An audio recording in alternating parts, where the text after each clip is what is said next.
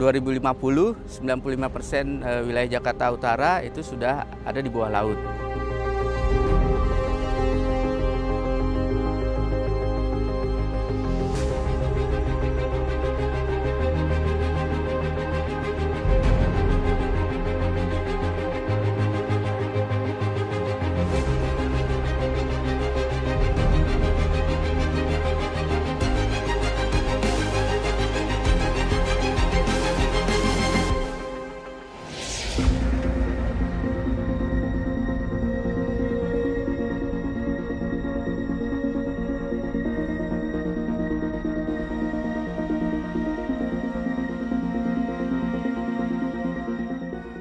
Kami kecewa, sedih, dan sangat tidak menyetujui hal itu.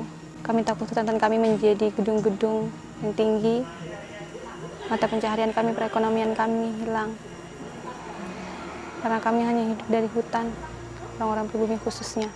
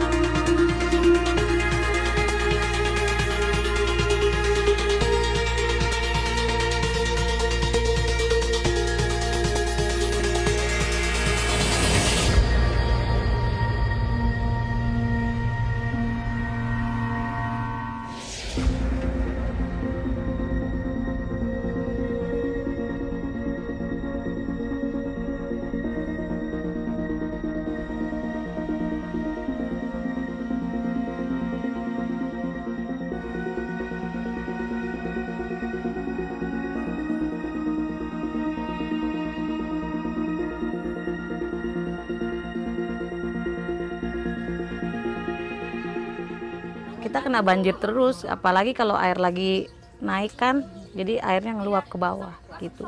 Sering? Sering, setahun sekali pasti terjadi. Walaupun sekarang kan tanggul sudah ditinggikan, walaupun sedikit kita tetap waspada banjir juga.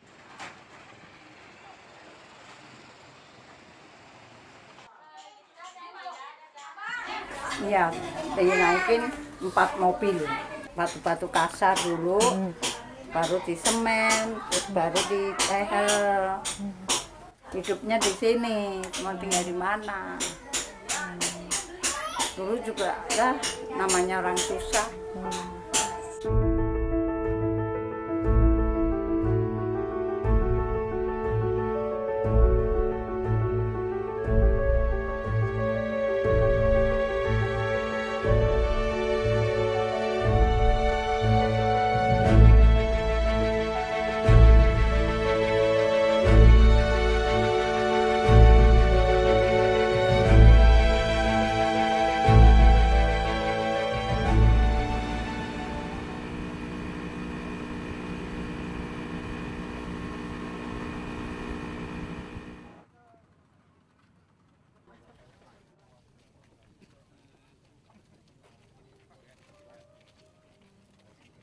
So in that area, although there will be many buildings for sure, but the buildings will be blended with the trees, creating the environment that you are not really in the big city, but you are in the forest, but with some urban activities. Plus, we will have electricity coming from renewable. When I looked into the details of the renewable energy, the majority of that is coming from biofuels, which is palm oil. No, no, no. Which most people would say is not a green energy. No, no. For us, it's green energy. We have different opinion because it's still green. I mean, you cannot say that palm oil is not green. It's renewable. You can plant anytime. But it's caused immense deforestation. I think we have different opinion.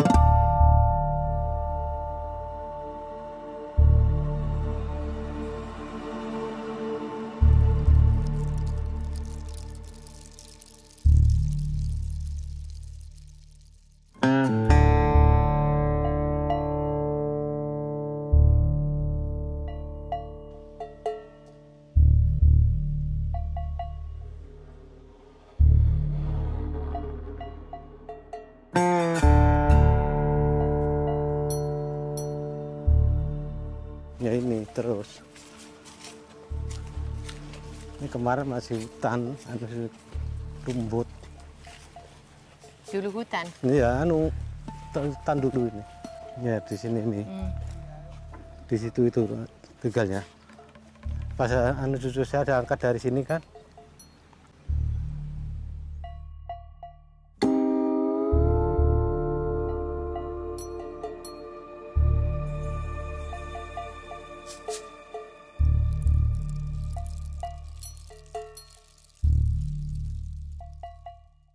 Yang ini waktu dia pawai juga, waktu pakai baju angkatan laut. Kayaknya bangga ini hari ini ya. Mirip ibu juga ya. Iya, nggak buang saya sama sekali.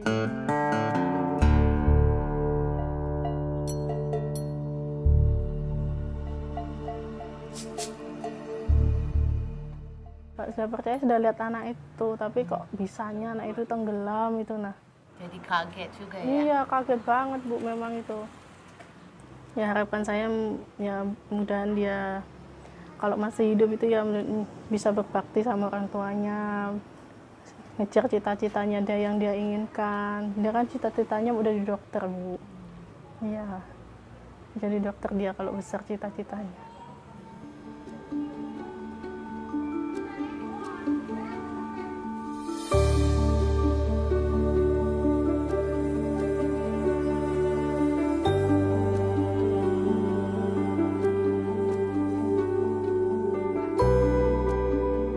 Tapi ya banyak kan tidak betah sama pulang, karena di sini susah diantam babi, monyet, segala macam itu.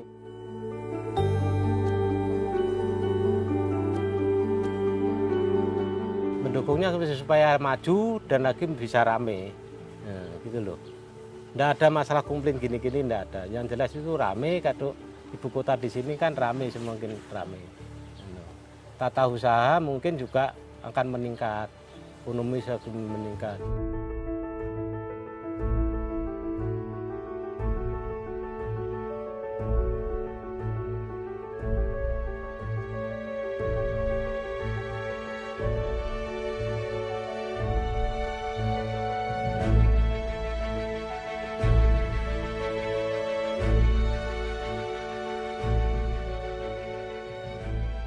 Jadi ada hal yang istilahnya kita riset nih masalah yang lampau itu semua menjadi ngulang dari nol lagi dan kita punya kesempatan untuk membuat yang jauh lebih ideal. Jadi perbedaannya akan terasa di mana semua konsep-konsep yang kita sampaikan itu konsep yang istilahnya sudah ada di dalam semua pertimbangan-pertimbangan ilmu perkotaan yang modern, yang sekarang kita lihat juga antisipasi masalah, itu sudah kita include di dalam desain ini sehingga harapannya kota ini akan menjadi lebih ideal dibanding kota-kota lain di Indonesia.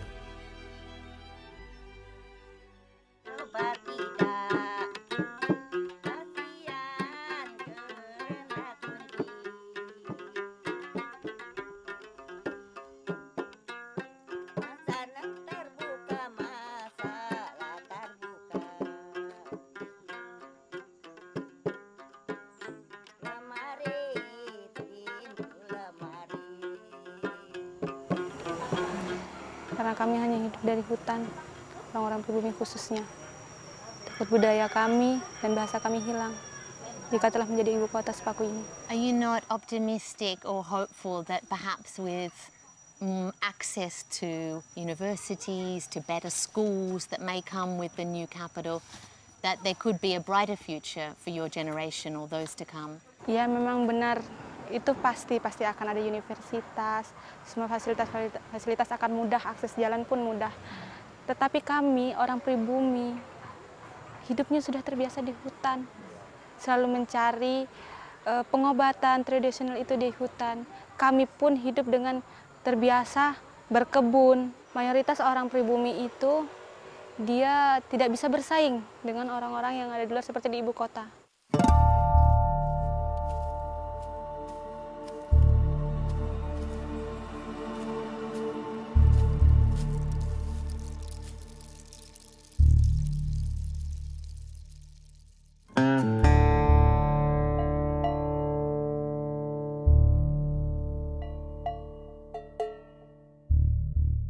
Jauh sebelum ada rencana ibu kota, masyarakat adat sudah banyak berkonflik dengan perusahaan yang punya konsesi.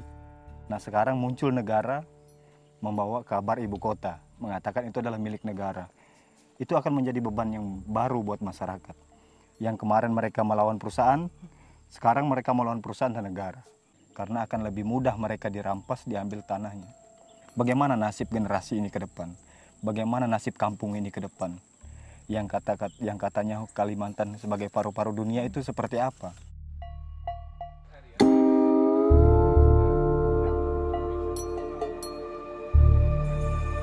We will take care the issues of indigenous, the local people, because we know that in the past they might not have proper certificate to live in, but now with the strong government support, we are now trying to so-called legalize the certification. So we will basically revitalize the conserved forest, and we will revitalize former coal mining. The government has failed to do that up until now, and children have been drowning in those. Yeah, sites, that's why we have to take care of this, and the reason by including that area into the new capital will help to, first to enforce the regulation, and secondly to do the rehabilitation.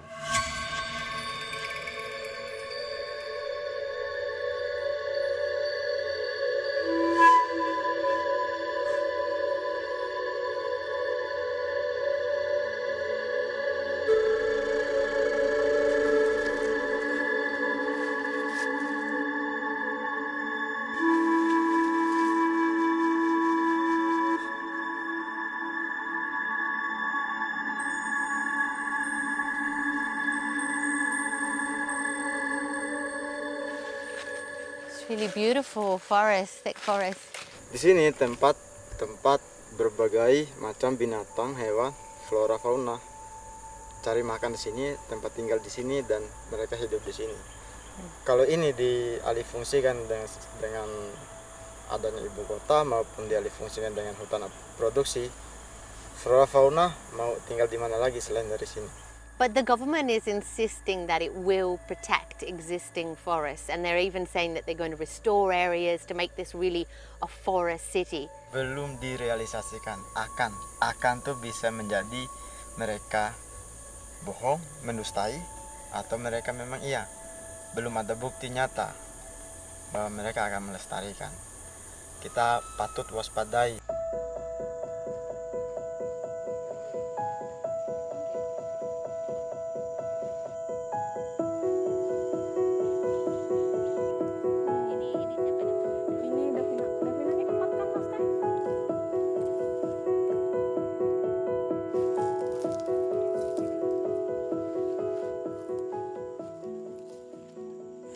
Memerlukan peran ibu seperti itu. Jadi tugas kami memberikan susu, mengajarkannya untuk makan, memilih makanan, mencari makanan. Kalau memang sudah dewasa bisa memanjat pohon, kita ajarkan untuk memanjat pohon. Dan kalau ini lagi memang bisa buat kita ajarkan untuk buat sarang.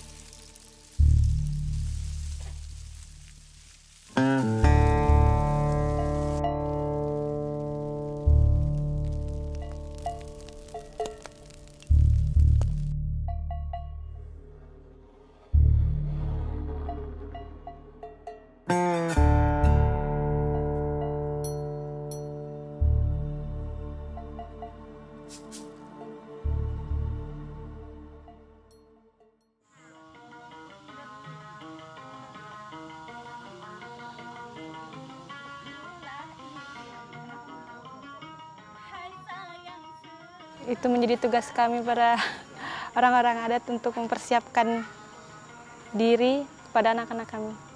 Dengan tetap melestarikan budaya, bahasa, adat istiadat kami, tetap akan kami jaga. Dan kami berharap tidak ada yang mengganggu, mengambil hak kami. Anak-anak muda adat hari ini memang harus mempersiapkan diri untuk terus berjuang. Karena gelombang perubahan itu tidak bisa kita hindari. Cuma akar budaya kita harus tetap dilestarikan.